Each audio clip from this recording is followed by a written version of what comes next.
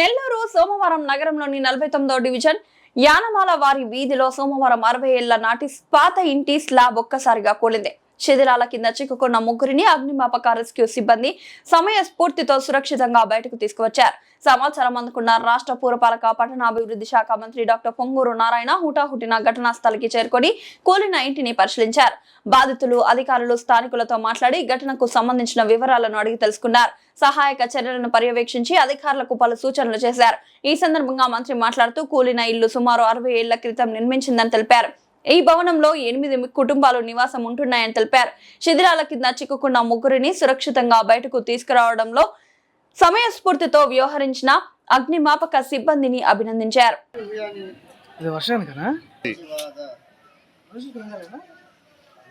ఏం కాలేదంట, ఆడకు సేఫ్.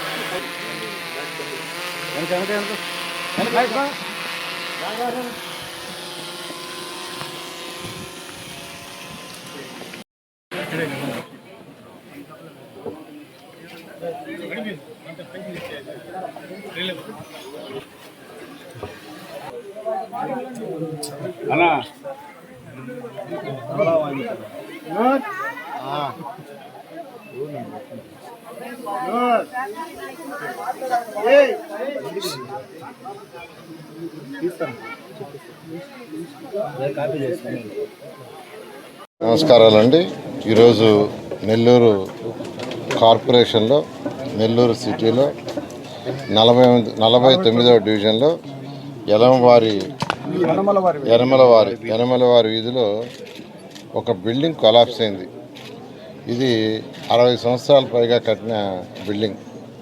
అయితే ఆ బిల్డింగ్లో మొత్తం 12 భాగాలుగా, అంటే ఆ ఇల్లుని 12 సబ్ యూనిట్లుగా చేసి 12 మంది కాపురాలు ఉండేటట్టుగా యాక్చువల్గా ఏర్పాటు చేశారు. అయితే ప్రస్తుతం 4 ఇళ్లలోనే కాపురాలు ఉంటున్నారు, 8 ఇళ్లలో కాపురాలు ఉంటున్నారు. ఎంతో ఓల్డ్ బిల్డింగు.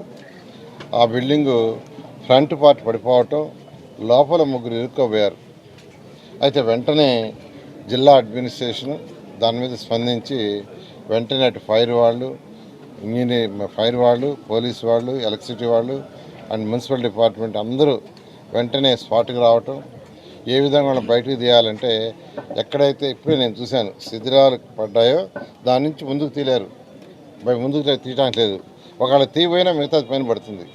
అందుకని వాళ్ళు బ్యాక్ సైడ్ నుంచి ఒక చిన్న కిటికీ ఉంటే ఆ కిటికీని కట్ చేసి దాని లోపలికి యాక్చువల్గా లోపలికి పోయి ఆ బ్యాక్ సైడ్ నుంచి వాళ్ళు తీసుకొచ్చారు. నిజంగా ఫైర్ డిపార్ట్మెంట్ వాళ్ళని నేను ప్రత్యేకంగా అభినందిస్తున్నాను. ఎందుకంటే చాలా బాగా చేశారు.